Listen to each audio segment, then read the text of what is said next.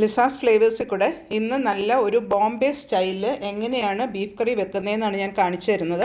അപ്പോൾ അതിന് ആവശ്യമുള്ള ഇൻഗ്രീഡിയൻസ് ഞാൻ 2 കിലോ ബീഫ് വിത്ത് നെയ്യോട് കൂടി, നെയ്യും കുറച്ച് എല്ലും കൂടെ ഉണ്ട്. അതാണ് കറക്റ്റ് നല്ല പോർഷൻ ബീഫിൻ്റെ. അതെടുത്തിട്ടുണ്ട്. ഒരു 2 കിലോ ബീഫ് എടുത്തിട്ടുണ്ട്.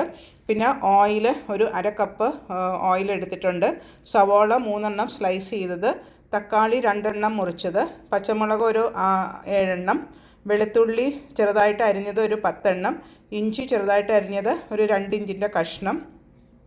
പിന്നെ ഇനി മസാലപ്പൊടി എന്ന് വെച്ചാൽ കറി പൗഡർ 1 ടേബിൾ സ്പൂണ്, മല്ലിപ്പൊടി 1 ടേബിൾ സ്പൂണ്, മഞ്ഞൾപ്പൊടി 1 ടീസ്പൂണ്, ഗരം മസാലപ്പൊടി 1/2 ടീസ്പൂണ്, ഉപ്പ് ആവശ്യത്തിന്, പിന്നെ മല്ലിയില അരിഞ്ഞത് 1 കപ്പ്, 2-3 തണ്ട് കറിവേപ്പില, പിന്നെ ഞാൻ ഹോൾ സ്പൈസസ് ആയിട്ട് കുറച്ച് ഉപയോഗിക്കുന്നുണ്ട്. ഒരു കറുവാപ്പട്ട ഒരു 2-3 കഷ്ണം, ഏലക്ക ഒരു 10 എണ്ണം, കുരുമുളക് 1 ടേബിൾ സ്പൂണ്, പെരിഞ്ജീരകം 1 ടേബിൾ സ്പൂണ്, 5-6 ഗ്രാമ്പൂ.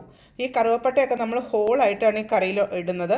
അപ്പോൾ അതിൻ്റെ ഫ്ലേവർ നന്നായിട്ട് ഈ കറിയിൽ കിട്ടുകയും ചെയ്യും. അത് ഒത്തിരി കുത്തലൊന്നും നമുക്ക് തോന്നുകയില്ല. അപ്പോൾ എങ്ങനെയാണ് ലിസാസ് ഫ്ലേവേഴ്സിൽ കൂടെ നല്ല ഒരു ബോംബെ സ്റ്റൈൽ ബീഫ് കറി ഉണ്ടാക്കുന്നതെന്ന് ഞാനിപ്പം കാണിച്ചു തരാം.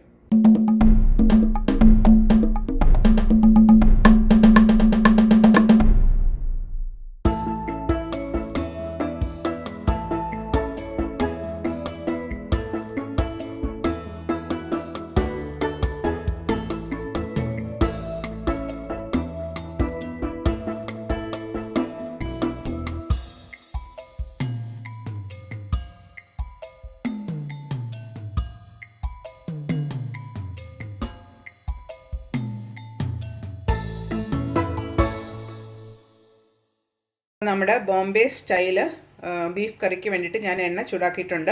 അതിനകത്തോട്ട് നമുക്ക് ആദ്യം തന്നെ ചൂടായി കഴിയുമ്പോൾ ഹോൾ സ്പൈസസ് ഇട്ട് കൊടുക്കുക. അതായത് കറുവപ്പട്ട, ഗ്രാമ്പൂ, ഏലക്കായ, കുരുമുളക്. ആ കുരുമുളക് പ്രത്യേകിച്ച് നല്ല ഹോളായിട്ട് ഇട്ട് കഴിയുമ്പം അതിൻ്റെ ഫ്ലേവർ നന്നായിട്ട് ഈ കറിയിൽ വരും. പിന്നെ ഈ കറി നമ്മൾ ഫൈനലായിട്ട് വരുമ്പോൾ ഒരു ഗ്രീനിഷ് ബ്രൗൺ കളറിലായിരിക്കും ഈ കറി വരുന്നത്. ഇനി ഈ മസാലയൊക്കെ ഒന്ന് നന്നായിട്ടൊന്ന് മൂത്ത് വരട്ടെ.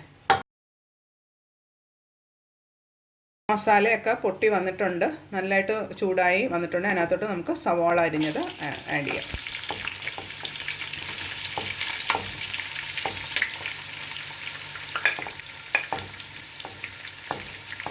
ഇനി ഇത് കിടന്ന് നന്നായിട്ടൊന്ന് മൂത്ത് വരണം സവാളയുടെ കൂടെ തന്നെ ഇഞ്ചി, വെളുത്തുള്ളി, പച്ചമുളക് ഇതെല്ലാം ഇതിനകത്തോട്ട് ആഡ് ചെയ്യുന്നുണ്ട്.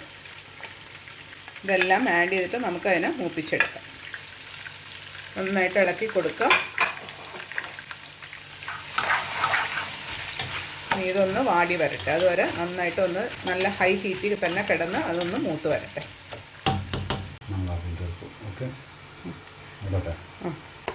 ഇനിയിപ്പം ആ മല്ലിയില അരിഞ്ഞതും കുറച്ച് നമുക്ക് ബാക്കി വെക്കാം. പകുതി മല്ലിയില അരിഞ്ഞതും കറിവേപ്പിലയും കൂടെ ഇതിനകത്തോട്ട് ആഡ് ചെയ്തു. അതിന് നന്നായിട്ട് വഴറ്റിയെടുക്കണം.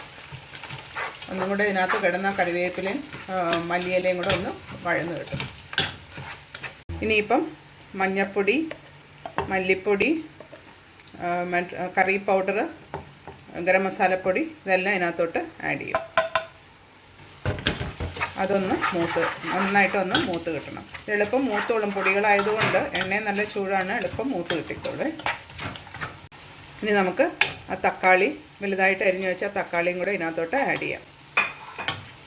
നല്ല കളർഫുള്ളായിട്ടുണ്ട് ഇപ്പം തന്നെ കറി. അതിൻ്റെ കൂടെ തന്നെ നമ്മൾ ബീഫ് ഇതേ വൃത്തിയാക്കി കഴുകി വെച്ചിട്ട് സ്ട്രെയിനറിൽ വെച്ചിട്ടുണ്ട്. ആ ബീഫും കൂടെ ഇതിനകത്തോട്ട് ആഡ് ചെയ്തു.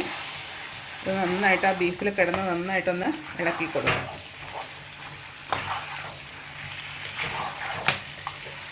ഈ ബീഫിൽ ഇപ്പം നമ്മൾ വെള്ളം ഒട്ടും ആഡ് ചെയ്യത്തില്ല. അതായത് ഇതിനകത്ത് കിടന്ന് തന്നെ ഇത് നന്നായിട്ടൊന്നും കുറച്ച് നേരം ഹൈ ഹീറ്റിൽ ഇട്ട് കഴിയുമ്പോൾ തന്നെ അതിൽ നിന്ന് കുറച്ച് വെള്ളം പുറത്തോട്ട് ഇറങ്ങും.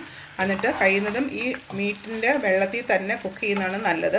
ഇത് ഞാനിപ്പോൾ പ്രഷർ കുക്കറിലല്ല കുക്ക് ചെയ്യുന്നത്. ഇങ്ങനെ അടുപ്പത്ത് തന്നെ ഇട്ട് ചെറിയ തീയിൽ ഇട്ടാണ് ഞാനിത് കുക്ക് ചെയ്ത് എടുക്കുന്നത്.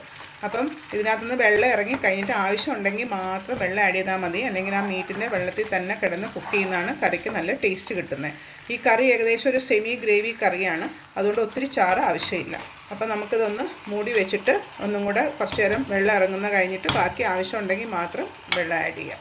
ഇപ്പോൾ ഒരു 5 മിനിറ്റ് കഴിഞ്ഞു. ഞാൻ ഈ അടുപ്പൊന്ന് തുറന്ന് നോക്കുക. കണ്ടോ എന്തുമാത്രം വെള്ളം ബീഫിൽ നിന്ന് ഇറങ്ങിയിട്ടുണ്ടെന്ന് നോക്കിയേ. ഇനിയിപ്പം അപ്പോൾ വെള്ളം ഓൾമോസ്റ്റ് എല്ലാം ഇറങ്ങിയിട്ടുണ്ട്. ഇനി ഒരു മീഡിയം ഹീറ്റിൽ, അതായത് ഒത്തിരി തീ കുറച്ചിടരുത്. എന്താണെന്ന് വെച്ചാൽ ഈ വെള്ളമൊക്കെ വറ്റി നമുക്ക് ബീഫൊക്കെ ഒരു 1.5 മണിക്കൂർ എടുക്കുമായിരിക്കും വെന്ത് കിട്ടാനായിട്ട്. അപ്പം ഒരു മീഡിയം ഹീറ്റിലിട്ടിട്ട് നമുക്കിനി ബീഫിനെ ഒന്ന് വേവിച്ച് എടുക്കാം. ഞാൻ ഇനി മൂടി തന്നെ വയ്ക്കുകയാണേ. ഇപ്പോൾ ആ ബീഫ് കറി ഒന്ന് തുറന്ന് നോക്കി കണ്ടോ. ഇപ്പോൾ ആ നേരത്തെ ഉണ്ടായിരുന്ന വെള്ളം എല്ലാം ഓൾമോസ്റ്റ് വറ്റി വന്നിട്ടുണ്ട്. കണ്ടോ, ഗ്രേവിയൊക്കെ ആയിട്ട് ചെറിയ ഗ്രേവി ആയിട്ട് വന്നിട്ടുണ്ട്. പക്ഷേ ബീഫ് കുറച്ചും കൂടെ വേവാനുണ്ട്. അപ്പോൾ നമുക്ക് ചെറിയ തീയിലിട്ട് കുറച്ച് നേരം കൂടെ ഒന്ന് കുക്ക് ചെയ്തെടുക്കണം. നമ്മൾ കുറച്ച് വലിയ പീസായിട്ടാണ് ബീഫ് യൂസ് ചെയ്തിരുന്നത്. അത് ഓരോ ബീഫിനും ഓരോ വേവായിരിക്കും. അത് നിങ്ങൾ നോക്കിയിട്ട് ബീഫ് വെന്തിട്ടുണ്ടെങ്കിൽ ഈ പരുവം മതി. പക്ഷേ ഇത് ഒന്നും കൂടെ ഒന്ന് വേവാനുണ്ട്.